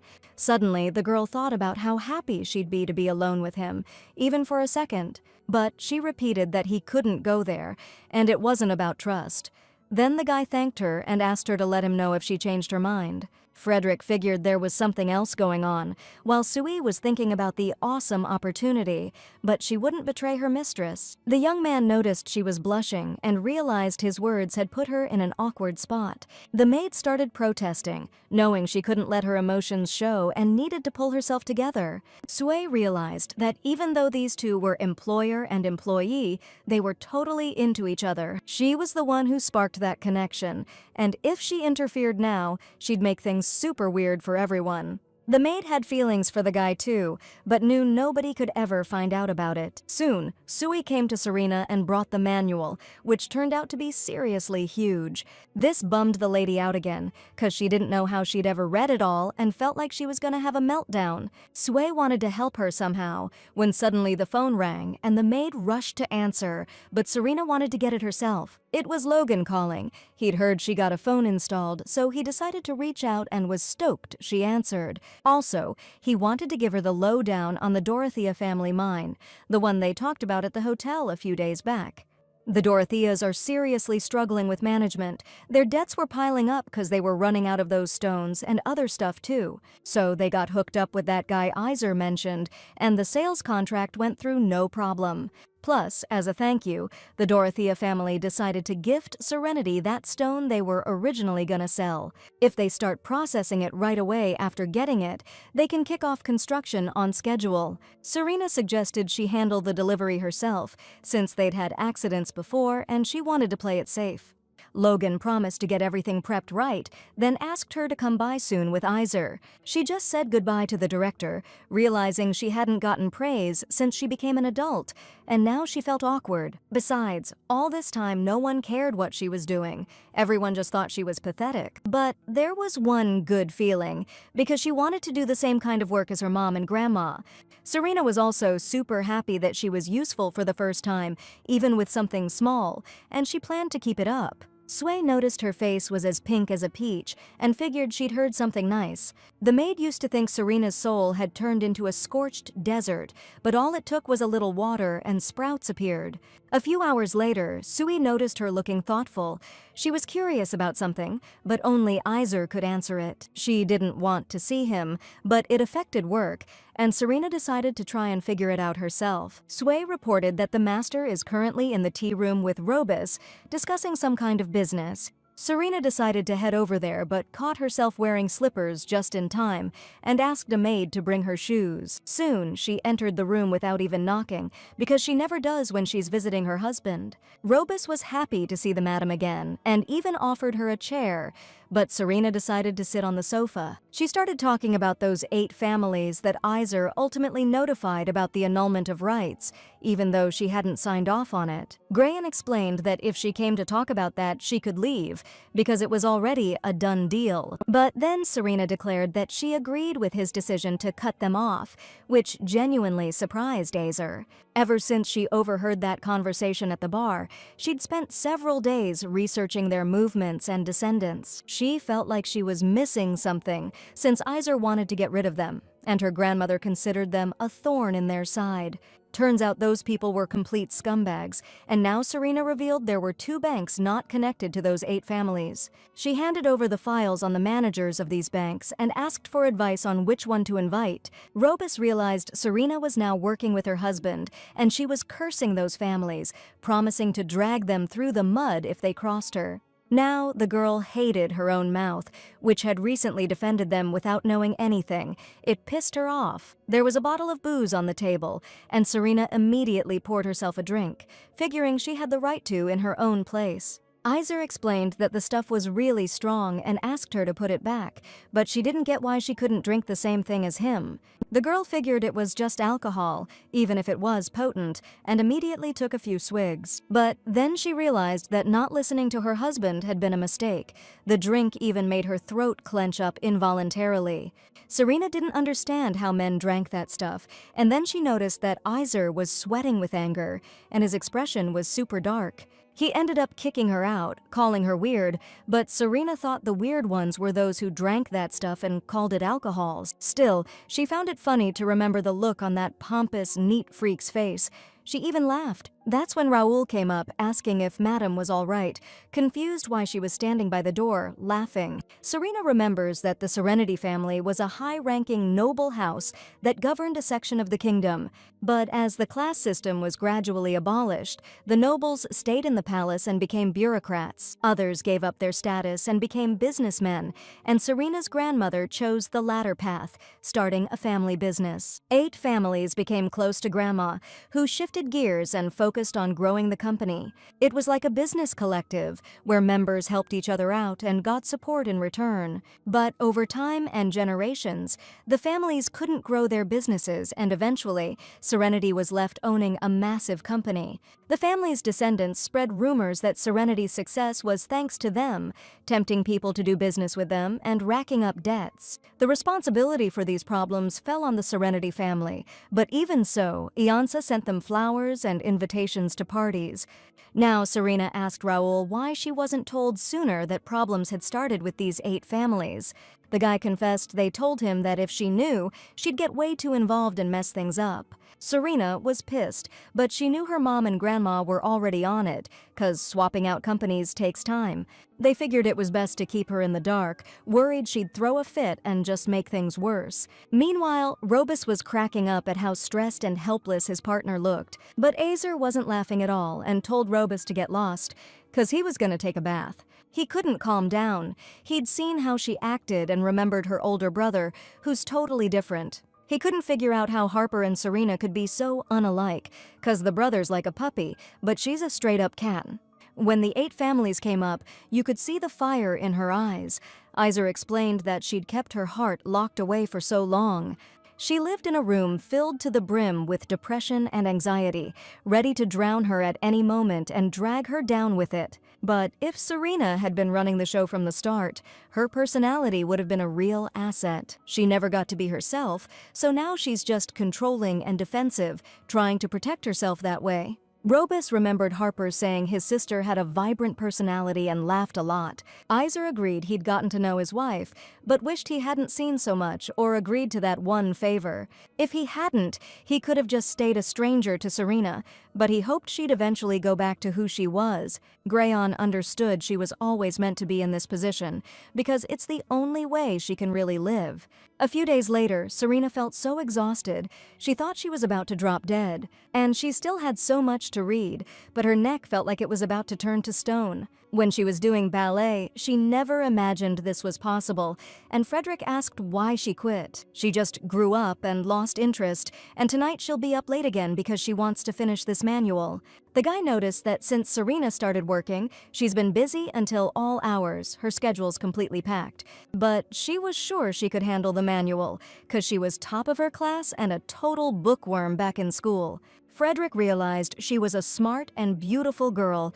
She agreed that she was super happy back then. Then she invited him to hang out in the next few days, get some fresh air together, 'cause she needed to chill. She decided to bring a bunch of grapes and cherries on their walk, and Frederick noticed she'd been smiling more since she started working. She's also sleeping better than before, and she's less stressed and on edge, which he really dug. Serena asked again if he was gonna go with her or not, but Frederick just couldn't say no to her. The guy promised he'd always be there for her if she wanted him to be. Then he hugged her, but right then there was a knock at the door. It was Sui, saying she got a call from the hotel, and since it was after hours, it meant something was up. Serena immediately went to the phone, and Logan told her they found someone in the penthouse suite who'd, checked out early. The girl told them to call the cops quietly and follow procedure, and that she'd be there soon. Logan figured she'd show up with Eizer, but she decided to come alone and get things sorted. Turns out the dead guy was Nadia Dali, a pretty famous poet who'd been staying in room 28. But he hadn't left his room in the last week, and he refused housekeeping and food, 'cause he was working on a poem. They tried not to bother him, but he wasn't even answering his phone, so they got suspicious, opened the door, and found the body. Natia hung himself with a tie, and there was a suicide note and his stuff lying nearby, and Serena wanted to take a look at it. The poet was homesick, felt lonely, and was tormented by his poem. It was like a total creative breakdown. Logan felt bad for the guy, but thought it was selfish, since it could seriously screw up the hotel's reputation. Plus, the employee who found the body is now traumatized, and rumors could start spreading like wildfire. And on top of everything, the poet hadn't paid his bill, and what he left behind will only cover about 30% of it. Serena suggested contacting his family, figuring it wouldn't be hard to find the city where Natia lived. She also wanted the room cleaned up and any employees who were freaked out by the body sent on vacation. Tell the cops to wrap things up quick and get out of here. This ain't murder, no need for an investigation. Serena knew that if someone checks out early in the hotel, you can usually smooth things over eventually. But in this case, the deceased was a big shot and damage control won't be that easy. Logan promised to try and keep the rumors down and settle everything quietly without making a big deal out of it. A few days later, Raoul brought Eizer the latest newspaper and said people were still canceling their hotel bookings. The losses are too big, and the secretary wasn't sure it was right to just stand by and watch. Eizer wanted to give Serena a chance to handle things herself, since they were supposed to be gradually handing over management to her and focusing on their own tasks. Raoul also said that the chairman called and wants him to call back in 30 minutes. When the call came, Eizer thanked the chairman and they agreed on a formal dinner. Serena was invited by the chairman too, and Graham promised they'd arrive together. Even so, he knew it'd take about a day to drive to that guy, and he doubted his wife would agree to it. So Eizer explained to the chairman that he wasn't sure about his wife because she was currently working at the hotel. Serena was discussing contract signings with the director, and he reported that they were about to start working with the tiling. About Nadi, Logan found out he was from the Republic of Butterberg, but immigrated to them several decades ago. He moved for a better life and became known for his poetry, but I guess he missed home too much. Serena learned that it's a closed-off country, so it'll be hard to contact the poet's relatives. The police took the deceased's belongings, and the girl realized that if they couldn't find any family, there was nothing more they could do. There was still one problem.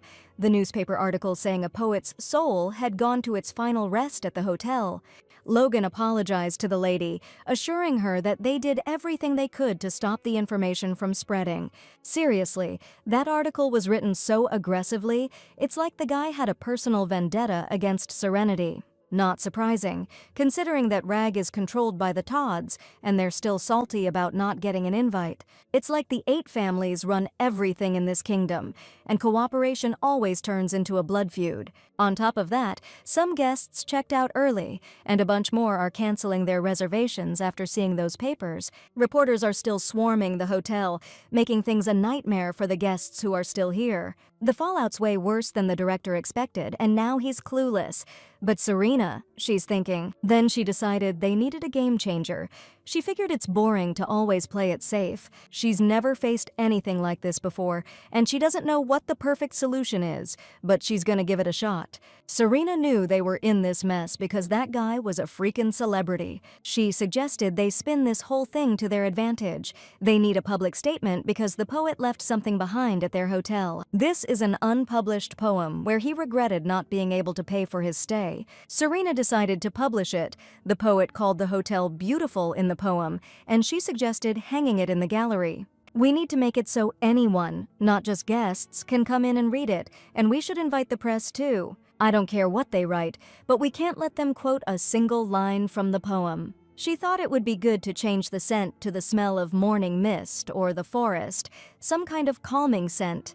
And to solve the problem with the penthouse suite, she decided to invite a certain lady she knows, and for that, we need some items. Serena asked them to contact the factory. She wants to release a line of welcome gifts for the penthouse suites. That lady's got to like it. After all, her connections and fashion sense make a lot of people look up to her. If word gets out about the dolls, there's definitely going to be people who want to get their hands on them. Soon, the place was packed, and Serena figured they needed to put a limit on how many people could come in. Now, it's not just Kingdom residents coming to visit, but tons of foreigners too, thanks to the buzz about the new thing.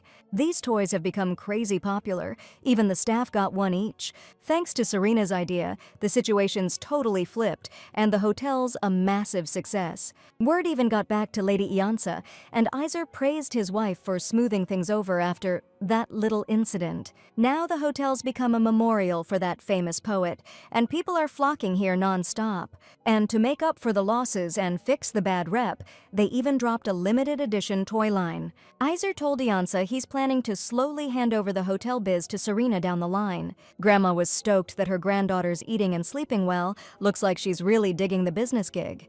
Serena also suggested upgrading the amenities and services, since they're getting more women and younger guests. They also rolled out a special VIP menu, and they're swapping out the wine for champagne now. Iansa knew times were changing, and they needed a new owner to keep up. She just couldn't be that owner anymore. She was stoked to see her granddaughter's future wins, and promised to watch from afar. As for those 8 families, things were moving forward.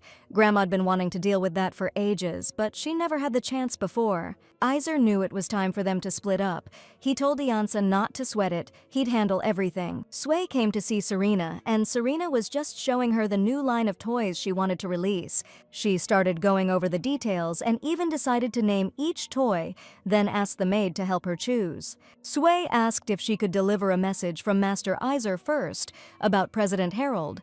He's a big shot in the metal industry, and he's inviting you to dinner at his mansion. Grayon had been waiting and prepping for this meeting for a while, and Serena figured it had something to do with business. The girl knew she just had to go to the president's mansion, have dinner, and chat about work a little. Serena didn't just agree to go with Eizer because of dinner. They eat together twice a week, so she's used to it. Sway explained that the president's place is pretty far, so finishing everything in one day would be straight up impossible. If the Mrs. and Mr. go, they'll have to spend the night away from the estate, and Serena's never slept anywhere else before. Plus, she's never washed her face, brushed her hair, or gotten dressed by herself, and Sui was worried about that. The maid said she and Mr. Frederick wouldn't be there to help, and that got the lady thinking. Still, she promised she'd go with her husband, even after finding out they wouldn't be back in a day. The girl figured if there was going to be an important talk, she'd go too, which surprised Eizer because he thought she'd bail. Usually she doesn't want to go anywhere with him, but she decided to go for a business chat. That sounded like Serena. Then Grayon got a letter, but when he saw who it was from, he got pissed, because he didn't want to hear from that guy. Sway explained that this letter was marked as the final one, and there was a request to make sure it got delivered. For years, this person's been sending Eizer letters every month, but he's never replied. They're postmarked from overseas, but the exact location's unknown, and judging by the handwriting, it's a woman. Sway couldn't figure out why Master always reacted so coldly to those letters, but he wouldn't read them, just burn them. Robus showed up at Serena's place, and she was a little surprised he'd come by so late. She tried to blow him off, but he barged right in and said he was there to pick up his handkerchief. Serena didn't know what handkerchief he was talking about at first, then remembered she'd had it laundered and told them to return it. They ended up sitting down at the tea table, but she was giving him a look like she wanted to squash him like a bug. Robus complimented the coffee, saying it's always the best there and another reason why people love the hotel. Then he remembered one of the 8 families supplies the beans, but he just wanted to get on Serena's good side. Now that she's in charge, there'll be a lot of stuff they gotta work out together. Since last time, Robes noticed her personality was way different than Harper's, like they weren't even related.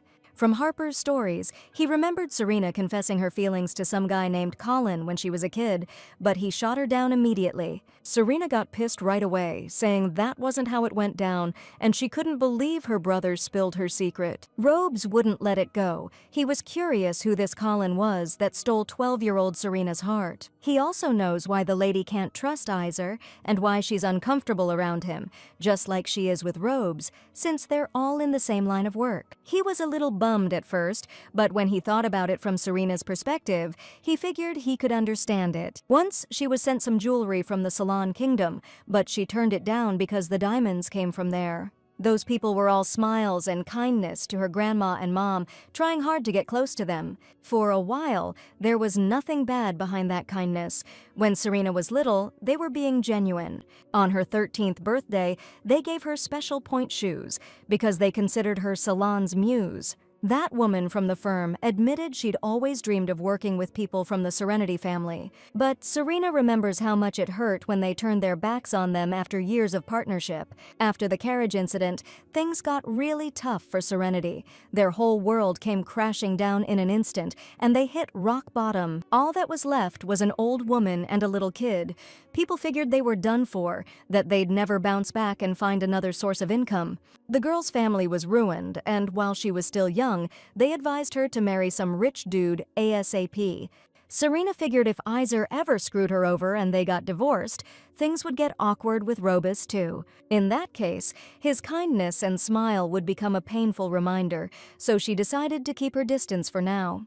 Robus acknowledged that he was Eizer's friend and business partner, but he reminded her that he was Serena's partner too. He suggested she think of him as a good friend of her brother's, if the first option wasn't her thing. He was friends with Harper even before Eizer, and that guy was a really close friend to him. Then Robus, not wanting to freak the girl out knowing her secret, decided to share a secret of his own. But Serena wanted to know if Eizer had any weaknesses at all, and she meant the emotional kind. She wanted to know what could shake those hard eyes. Robus admitted he did have one, but he couldn't talk about it. That evening, Serena went looking for her husband. She found him in a private room where it was dark and realized he was hammered. Still, she didn't get how he could down so much strong liquor without any snacks, or even sugar and ice. Serena had never heard of anyone drinking that liqueur straight, and now she was seeing Eizer this messed up for the first time. She was curious about what happened to him, and even scared that someone who never did anything like this before would suddenly get drunk. She went closer to him, thinking he was asleep, but Eizer suddenly grabbed her hand and pulled her close. The girl yanked her hand right away, not understanding what he was doing, and Eizer started falling asleep again. Looks like he's really wasted. Serena even felt awkward and decided she'd ask about what she was curious about some other time, when he was feeling better. She noticed his hand was burning up from the booze, and the spot where he grabbed her was now on fire. For a second, she thought Graham mumbled something, like a name or something, but Serena couldn't make it out. That morning, the president's mansion called the estate to discuss the menu and check for any guest allergies. Sway answered and mentioned Serena loves salmon, Eizer prefers steak, and everything else is fine. The maid also added that the lady eats very little, so smaller portions would make her meal much more enjoyable. Then Sui suggested serving Serena tea for dessert and Mr. Eizer unsweetened coffee. And when she heard they were planning to serve peaches, she asked them to remove them because Serena is allergic. After that, she asked another maid to prepare everything as she'd said before, while she went to carry out the lady's errand. Today is a rare day when neither Sui nor the master and mistress will be at the estate, and that maid promised to watch over the house. Serena felt like she hadn't slept well that morning, since she only finished preparing for the upcoming event at dawn. Like nothing happened. Eizer headed to work that morning. The girl was actually surprised he was okay after all that booze. Plus, Graham was answering questions normally. Everything seemed fine, but he came off bummed and distant. Once they hit the road, the girl crashed out. Eizer was wondering why he had to get her presentable before a big meeting. He was curious what she was up to all night that made her conk out on his shoulder, but he figured he'd let her sleep. He realized that for a guy who acts so indifferent, he already knows a pretty decent amount about his wife. Robesu thought he was just messing with Serena, then just digging her reactions. Graham sees right through other people, but he can't figure this girl out, which is obvious to anyone watching. Eizer's got this crazy talent for understanding people's psyches, plus he's sharp as hell, but it'll be his downfall. Robesu saw that Serena's got way more going on than she lets on, and it wouldn't be that hard for Graham to see the real her. Even if he doesn't want to get to know her, he's gonna see what she's really like, and Eizer wasn't denying that. Robus said to look at the faces of the people closest to her, and you'll immediately see if their emotions aren't genuine. The hotel staff has been talking to her a lot lately, but they've noticed that this girl is a tough nut to crack. Robus also realized that her true self and how she acts in public are totally different. He understood that Eizer was most interested in the difference between Serena's public persona and her real self. Since the Serenity family got back together, Graham's had some free time, and his life's gotten a little dull. He was on his way to his next goal, but it's too easy for him, so it's not as fun as he'd like. And to keep from getting bored, he started watching his wife. He noticed her ideas are original, and she goes for them without hesitation. Even if the result is a total disaster, this girl never gets scared or gives up, and that bothered him. It annoyed him, but at the same time, it piqued his interest.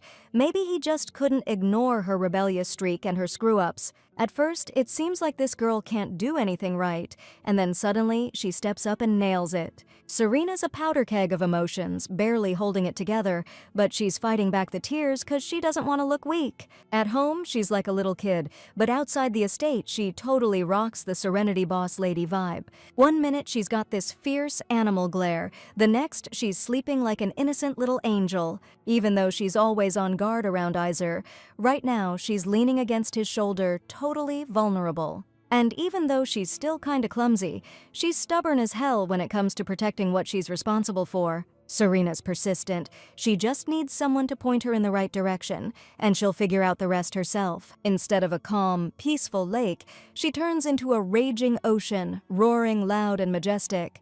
Every time she shows off, gets under his skin, stresses him out, and worries him, it's like she's splashing Eizer with waves of herself. That's why he just watches it all with a little bit of amusement. It's his little bit of fun in a boring, everyday life. In the president's kitchen, his second wife was bragging about the peaches her husband picked himself as a gift for his guests. She asked them to arrange it nicely before the guests arrived, hoping they'd enjoy the juicy fruit.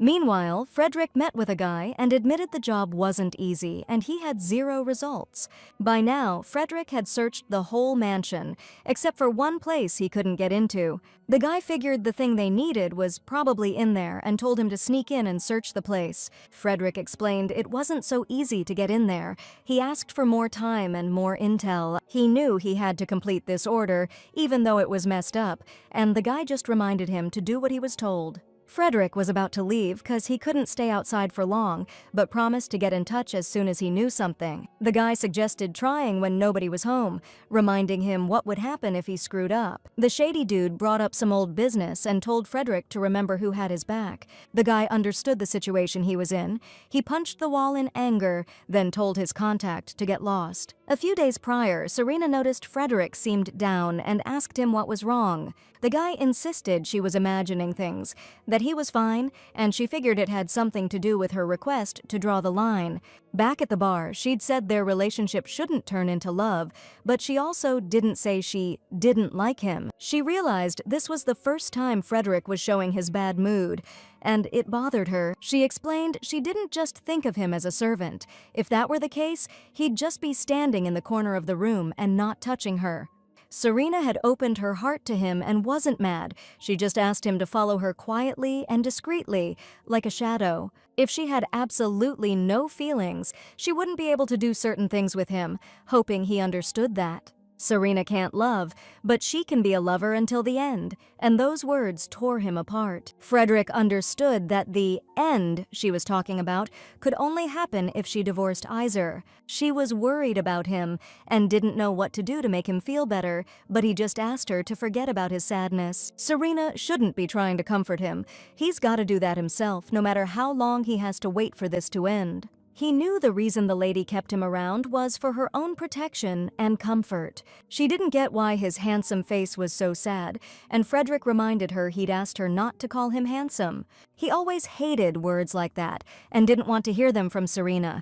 It made him feel like she didn't see him as a man. Then she suddenly admitted that lately he'd been more on edge, like he was about to snap. Frederick assured her that in the entire kingdom, there wasn't a man more patient than him, and every time he looks at her, he's holding back with every ounce of strength he has, just so he doesn't cut off the last reason. That reason he hasn't gotten to the real secret, the deepest part of Serena's heart. The guy felt like something was off with him, and it was making him anxious, and she was making him lose his cool. He knows the reason he's sticking around, but all he really wants is for their hearts to be together, beating as one. He wants to be the only one she can lean on, so no one else sees her vulnerable side, and she only opens up to him. Frederick's scared that anyone who sees the real Serena will instantly fall for her, and he can't bear the thought of losing her. Right now, he feels like her doll. He gets the care and attention. She comforts him, but he's just a plaything. She's still the master, and she can't handle deep love. He can't even figure out when their relationship got like this. Now they're like a mistress who's built a wall between them, and a doll that just wants to be loved. When Frederick met her, he felt a sense of fulfillment, growing every time she trusted him. From that moment on, Frederick didn't realize his heart was slipping away from him. He knew he shouldn't have seen that Serena's soul was also hurting, shouldn't have seen her cry and be sad. But he realized that behind her big reputation was a small person, locked away in a huge, dark shadow. If he didn't know all this, the door he's about to open wouldn't feel so damn heavy. Meanwhile, Eizer and his wife stopped for the night, and Serena was shocked she had to sleep in a dump like this. The building that was supposed to be a hotel looked totally grim and run down from the outside. Her husband told her not to be so picky outside the estate, since there was no one around to wait on her hand and foot. She knew Raoul had booked the place, but she'd hoped it would be at least a little like their usual hotel. Grayan explained they were in the sticks, so she shouldn't expect luxury, and told her to get real. Serena knew their hotel was one of a kind, but this place was way worse than she'd imagined. Then she realized her husband was just messing with her, treating her like a little kid. She then made it clear she wasn't sharing a room with him, and Eizer reassured her he'd booked 2. Then he told her to be ready by 8 a.m., because if she was late, he'd ditch her and leave. She was totally floored, even though she knew they were a terrible match. When she walked into the room, she couldn't believe she had to sleep here, and on top of that, she had to wake up and get dressed on her own. Looking around, she noticed it was tidier in here than outside, even though it smelled like musty wood, since the building was old. Eizer had realized beforehand that the choice of lodging wasn't great, but he asked her to bear with it and consider it a little experience. He also said they were the only guests here, so there wouldn't be any extra noise or footsteps at night. He also asked the owner to remove all the clocks from her room, so she had to make sure she woke up on time. Serena was scared to sleep in an unfamiliar place. She was worried about strangers wandering around behind the old door. Unfamiliar sounds were giving her the creeps, but then she decided not to think about it so she wouldn't ruin her mood. The girl decided to imagine it was just an addition to the estate and hoped she could fall asleep and get a good night's rest. However, she's never been in a place like this before and is a little on edge, and the bed, which many people have used, turned out to be uncomfortable. There was a bit of a draft from the window, and it seemed like a ghost was about to appear, but Serena knew she just needed to hang in there for a few hours. Eizer could hear her mumbling clear as day. The soundproofing sucked. He knew the princess was putting in the effort, though. Before hitting the sack, Serena decided to read up on President Harold, the info Sui prepped for her before the trip. She'd only seen him a few times when she was a kid. He was in the steel business back then, but now he's rolling in dough. As the kingdom developed, steel production became a hot commodity, and he made an absolute fortune. They're connected by the fact that both their enterprises grew along with the changing times, and Serena was super nervous about tomorrow's meeting. The girl read about everything Harold had accomplished in that time, and now understood why they called him president. Now she gets why her mom and grandma spoke so highly of him. They're also interested in getting some sponsorship. But Serena still couldn't help but think her grandma was a total badass, running a business like that all on her own. Yansa dedicated her life to that hotel. Every day was like a battle, and she was always fighting it alone. The girl realized she used to take what her grandma and mom built with so much blood, sweat, and tears way too lightly. She figured if she personally went to meetings and got involved in the management, she'd get closer to her goal. Serena even started seeing Eizer differently, since he'd dragged the hotel up from rock bottom and put it back on top. Still, she had no clue what kind of deal he'd made with her grandma or what he was really after. Serena still hated that he was from the Grayan family, but her grandma's a wise woman who loves her and Serenity more than anything. She wondered if Iansa would have trusted her and the hotel to Eizer just because he had killer business skills. In the morning, Eizer knocked, saying it was time to go and told her to come out, but there was no answer, so he figured she was still asleep. At that moment, she was struggling with the buttons on her clothes and knew she was in deep trouble. Grayan decided to go in, but Serena asked him not to, and to get a female employee instead. Eizer realized his wife was having trouble and went to ask the owner if they had any women working there. He confessed that only he and his brothers ran the hotel, but he could call his wife, though she was at home and it would take time. Grayan went back to Serena and explained that there weren't any girls there, then asked her what was going on. She was totally flustered. She'd barely managed to put on her makeup, but the hooks and buttons on her clothes felt like torture. Then she confessed that she needed to get dressed, but she couldn't do it herself, so she needed help. Eizer said they didn't have time for her drama right now and told her to figure it out on her own. But the girl kept cursing and complaining about the buttons. Grayan got sick of listening to it and decided to go in. He explained that if they were late because of her, he'd be seriously pissed. Then he walked into the room and saw his disheveled wife. She was standing with her back to him and explained that she'd tried to handle it herself, but it was awkward and she couldn't manage. Then she turned to her husband and he froze, saying that her face looked kinda weird. Eizer even started laughing at the way she looked, but he realized yet again that this girl would never let him get bored. Serena didn't understand what was so funny right now, so her husband asked her to get rid of that ridiculous makeup. Serena was pissed. She'd spent an hour on it, but Eizer was making her erase everything. He plopped down on the bed and noticed the papers she'd been reading in the car yesterday. He realized it was intel on Harold. He was going to give her the lowdown on this guy on the way, but now he figured it wasn't necessary. Serena washed up, but she was still worried her back would be exposed with the buttons undone. Eizer was losing it. He even thought about grabbing some random girl off the street to do the buttons, but that would make them late, so he offered to button his wife's blouse himself. He just wasn't sure he could do it blindfolded. Serena thought he was just messing with her, like he was enjoying the situation, the way he was talking. Then Eizer suggested leaving her there and going to the president himself, saying she wasn't feeling well. Grayan then headed for the door, reminding Serena that she had no one else here to help her but him. He froze in the doorway, like he was waiting for something, and that's when his wife yanked him back into the room. Eizer was almost happy. He wanted her to ask him nicely, and she politely asked him to do up the buttons. Her husband lingered for a moment, and then Serena asked even more politely, though she was cursing him out in her head. Eizer agreed, and the girl thought the sound of the buttons fastening was louder than ever, and she couldn't hear anything else. She was so focused on her back right now that it was hard to even stand.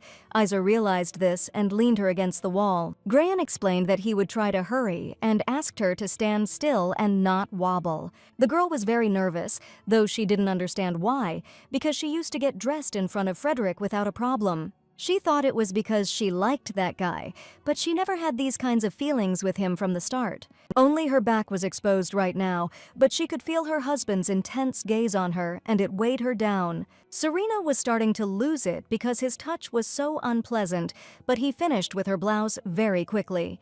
Before leaving, the girl decided to put on some lipstick too, but Eizer didn't like it. He said she was just gonna mess everything up, but his wife wouldn't budge. Grayan said she didn't need any makeup. She was beautiful enough as is, and reminded her they were running out of time. Serena noticed her husband was acting kinda weird. He'd been a little sus before, but this was next level. Suddenly, Eizer grabbed his wife and said she was putting on way too much lipstick, making her look ridiculous. Serena was actually startled by the outburst, and then her husband pulled a handkerchief out of his pocket to try and fix things. He wiped all the lipstick off her, then touched her lips with his fingers, saying it was much better this way and told her to wait in the car. Eizer said he had something to wrap up here, then he'd come down, and the girl didn't argue and headed outside. On the way, she could still feel his fingers on her lips. She didn't understand the feeling, especially